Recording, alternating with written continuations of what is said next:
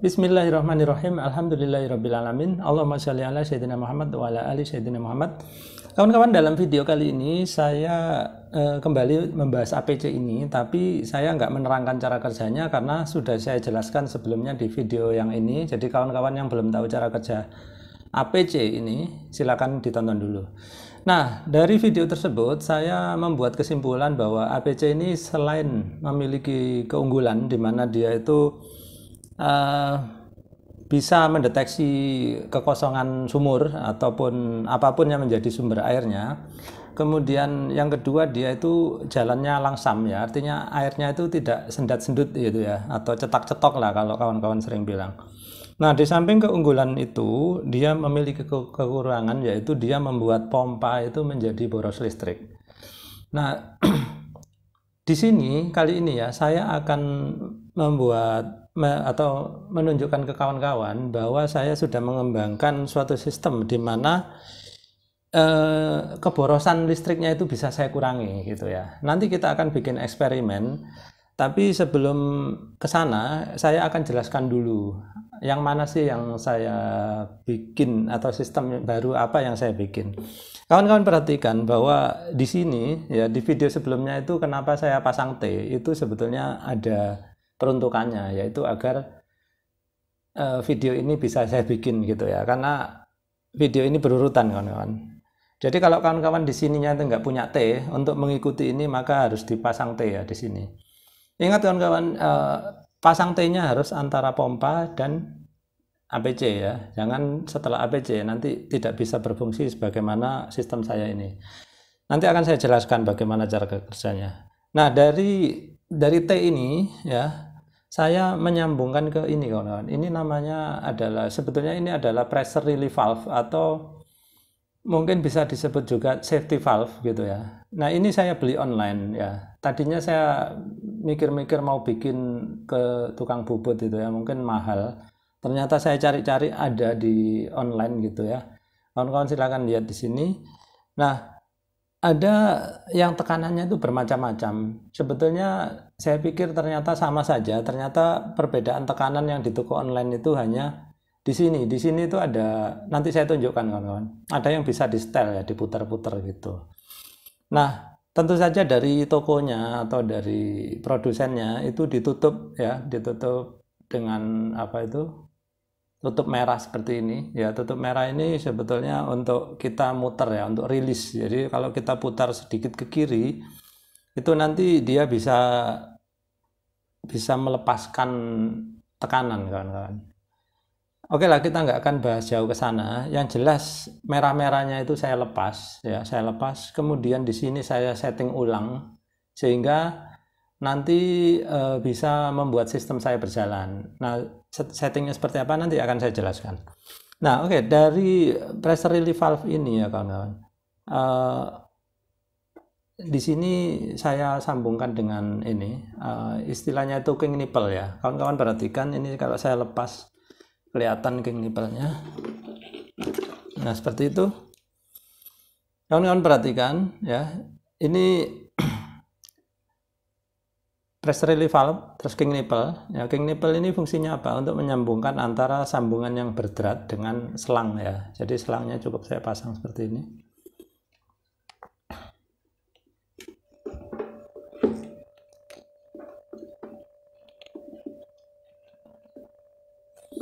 Nah, dari selang ini terus kembali ke king nipple, lalu masuk ke pipa hisap kawan-kawan. Nah, makanya pipa hisap saya itu saya berikan, enggak, biasanya kawan-kawan mungkin kan dari sini langsung elbow ya, langsung keni masuk sini. Saya itu sengaja saya pasangkan T ke atas sini, kemudian ada lubang berdrat di sini ya. Nah, di sini pun sama, ini juga king nipple. Kemudian di sini ini ada reducer ya, atau mungkin kawan-kawan nyebutnya overshock atau socket atau apalah. Yang penting bagaimana caranya agar king nipple ini bisa terpasang ke lubang berdrat ini kawan-kawan. Kalau kawan-kawan kebingungan, misalkan mau niru video ini terus kebingungan cari bahannya, kawan-kawan gampang, tunjukkan aja, bawa video ini ya, tunjukkan ke toko bangunan, mereka pun akan ngerti, akan dicarikan bagaimana caranya agar nyambung dari sini ke sini gitu. Kawan-kawan jangan bingung. Baik, sekarang saya akan jelaskan cara kerjanya bagaimana ya. Ini tadi sambungannya. Baik, sebelumnya kalau tanpa alat ini, tanpa sistem ini, biasanya itu kan dari sini langsung ke APC ya kawan-kawan. Ya, langsung ke APC. Nah, ini apa sih gunanya gini? Jadi pressure relief valve ini kawan-kawan. Ya, dari sini perhatikan ya, dari sini ke sini ya, itu dia akan selalu tertutup pada tekanan di bawah settingan saya. Ini lebih jelasnya ya. Sekarang di sini itu saya setting ini dia berupa klep kawan-kawan. Namanya pressure relief valve, itu artinya klep yang melepaskan air. Nah, kira-kira begitu. Klep yang melepaskan tekanan air. Jadi klep ini dia senantiasa menutup kalau tekanan di sini itu masih di bawah, misalkan ya, ini saya setting 1,8 kg force per cm persegi. Nah, selama tekanan di sini masih di bawah 1,8, maka air itu tidak akan lewat ke sini ya. Perhatikan, air tidak akan lewat ke sini, sehingga air memompa seperti biasa dari sini ke pemakaian gitu. Nah, apa yang terjadi ketika pemakaian di sini, kalau saya buka lebar kayak gini ya. Saya buka lebar.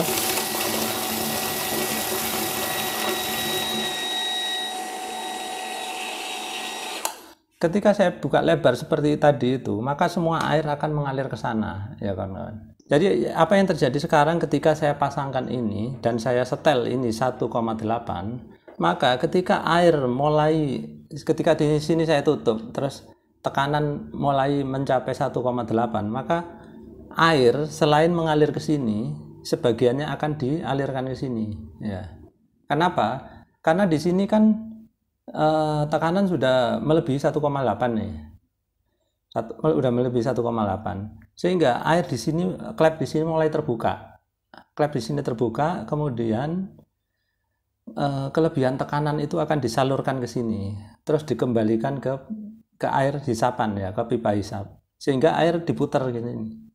Nah, sehingga akan muter, sebagian muter tapi sebagian tetap mengisi ke sini. Nah, akibatnya apa? Akibatnya kerjanya pompa ini lebih ringan. Kok bisa lebih ringan? Ya, karena apa? Dia tekanannya tidak akan melebihi ya. Kayak gini sekarang berapa nih? Kebetulan di sini saya nyetingnya nggak pas 1,8 ya, kira-kira 2 kg gitu ya. Kalau kawan-kawan perhatikan di sini, dia tekanannya sekitar 2,4 kg ya. Jadi lumayan, masih jauh lebih rendah dibandingkan tekanan sebelumnya yang 3,4 itu. Hasilnya apa? Hasilnya nanti ya, karena kelebihan tekanannya tadi kan disirkulasikan kembali, hasilnya ampernya lebih rendah kawan-kawan. Nanti kita akan buktikan ya. Jadi kawan-kawan perhatikan, kalau di sini saya buka penuh ya, maka semua air akan mengalir ke sana. Ketika saya buka sebagian seperti ini ya, air tekanan tidak akan naik. Lihat kawan-kawan, tekanannya terus sekitar 2,4. Meskipun saya tutup, lihat, dia hanya naik sedikit, kemudian pompa akan mati, seperti itu. Ketika saya buka sedikit, perhatikan, tekanan tidak akan pernah melebihi 2,4 kg force per cm persegi. Dengan begitu, maka ampernya pompa ini senantiasa terjaga di bawah 1,5, di mana desainnya dia adalah 1,5. Nah, kalau dia di bawah 1,5 tentu saja menjadi aman untuk pompa ini sendiri. Baik, sekarang kita akan buktikan dengan memasang ampermeter. Baik, sekarang ampermeter sudah saya pasang. Kawan-kawan perhatikan ketika saya buka keran.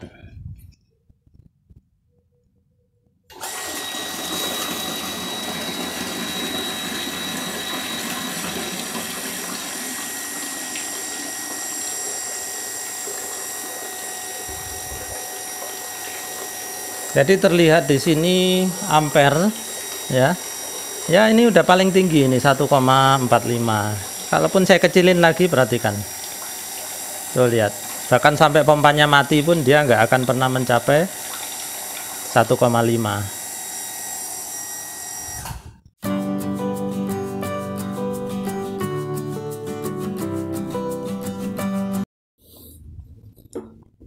Baiklah, dari percobaan tadi harusnya kawan-kawan bisa mengambil kesimpulan bahwa jelas ampernya itu lebih rendah dibandingkan ketika saya tidak memasang sistem ini gitu ya. Nah, mungkin kawan-kawan nanti ada yang mana tahu nih ya, biasanya itu ada aja yang komentarnya masih nggak percaya gitu ya. Pak, nggak dibuktikan pakai kWh. Sebetulnya kawan-kawan, kalau kawan-kawan paham logikanya kelistrikan, kalau ampere itu lebih rendah, sudah pasti konsumsi kWh listrik itu pasti lebih rendah gitu ya.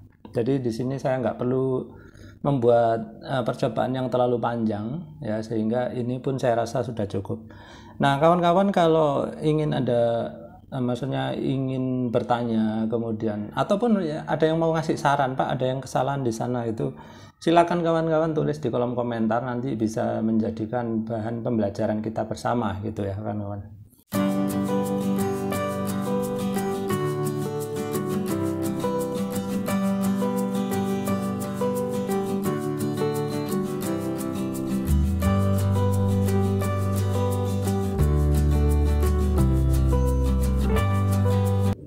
Nah, aslinya pressure relief valve itu bentuknya seperti ini kawan-kawan. Perhatikan panahnya ya. Jadi ini asal tekanan, kemudian ini rilisnya keluar dari sini. Pada prinsipnya cara kerjanya dia itu dalam posisi normal dia akan tertutup ya. Sehingga kalau ada tekanan di sini sudah melebihi tekanan settingnya, di sini setting bawaan pabrik adalah 3 bar.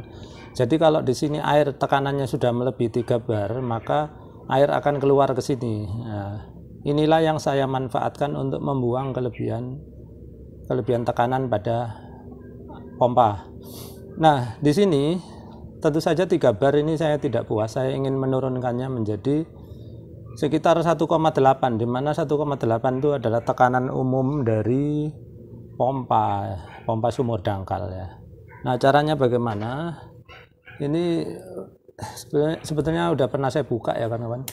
Jadi ini tinggal saya congkel aja. Ini saya rusak ya. Kita rusak aja nggak apa-apa. Karena kita nggak butuh lagi tulisan ini. Kemudian ini yang agak susah kawan-kawan. Di sini saya menggunakan tang potong seperti ini ya. Saya sampai potongin di sininya ini. Udah saya potongin sih ini. Kemudian setelah saya potongin, barulah ini knob merah ini bisa saya tarik keluar. Nah, seperti itu. Jadi ini sudah hampir tidak berfungsi lagi knob merah ini. Nah, kemudian di sini kawan-kawan bisa lihat ada 2 lubang itu ya. Itu 2 lubang itu sebetulnya untuk memudahkan kita memutar. Jadi kalau kawan-kawan punya tang snap ring seperti ini, lihat kan ada matanya 2 seperti ini. Ini pas, enak, tinggal diginikan. Terus kita tinggal putar. Kalau mau ngurangin itu kita putar dia ke kiri seperti ini kawan-kawan. Tentu kita memang pengen ngurangin ya. Tadinya kan 3 bar, maka kita putar ke kiri sini sehingga dia turun. Nah, dari beberapa kali percobaan baru kita bisa dapat tekanan yang kita inginkan. Dalam percobaan pertama itu saya mendapati pompa saya itu bergetar. Bergetarnya kenapa? Karena kemungkinan per di sini itu entah kenapa mungkin tekanannya atau gerakannya kurang stabil ya, sehingga ketika ada tekanan yang rilis di sini, klepnya yang di sini itu bukanya nggak stabil, jadi dia pap gitu. Akhirnya saya coba putar lagi sedikit lagi kayak gitu ya. Makanya ini settingnya pun kawan-kawan mungkin nggak bisa sekali setting langsung dapat, tapi harus dicoba beberapa kali ya. Jadi tergantung kawan-kawan sendiri sekarang mau setting berapa. Kalau saya anjurkan settingnya ya sekitar 1,8 bar atau kilogram fos per cm persegi, atau sekitar 2 kg fos pun boleh aja, terserah kawan-kawan. Yang penting seberapa besar tekanan yang kawan-kawan inginkan. Dari tekanan itu nanti akan representatif ya, atau maksudnya tingginya tekanan akan berakibat ke tingginya ampere ya. Begitu pula rendahnya tekanan akan berakibat ke rendahnya ampere. Sehingga kalau kawan-kawan ingin pompanya ampernya lebih rendah, ya diputar lebih ke kiri. Tapi jangan, saya anjurkan jangan kurang dari 1,8 kg, karena apa? Nanti kawan-kawan malah aliran airnya kurang. Ya. Karena kawan-kawan harusnya bisa dapat aliran misalkan full 30 liter per menit. Tapi gara-gara di setting ini terlalu rendah, tekanan misalkan masih 1,5 kg, nanti air sudah bypass ke sini, sehingga aliran debitnya yang didapat kawan-kawan dari pompa itu nanti terlalu kecil, ya. Jadi ini usahakan di 1,8, ya. Nah, tentu saja bagi kawan-kawan yang sudah terbiasa bekerja di pompa, ya, atau biasa nukang pompa lah gitu ya, sama kayak saya nukang pompa gitu, mungkin nggak terlalu kesulitan untuk nyeting-nyeting tekanan seperti ini, ya. Saya anjurkan sih kawan-kawan memiliki pressure gauge sebagaimana yang saya miliki di video ini. Kalau kawan-kawan ingin tahu di mana beli pressure gauge-nya, nanti ketika linknya sudah siap akan saya sertakan di kolom description di bawah. Kemudian link untuk beli klep ini, ya, itu nanti juga saya sertakan kalau sudah siap, ya, linknya akan saya sertakan di bawah. Jadi kawan-kawan jangan nanya lagi beli kemana, klik aja link yang ada di kolom description nantinya. Baik, sekian dulu, terima kasih kawan-kawan sudah menyaksikan.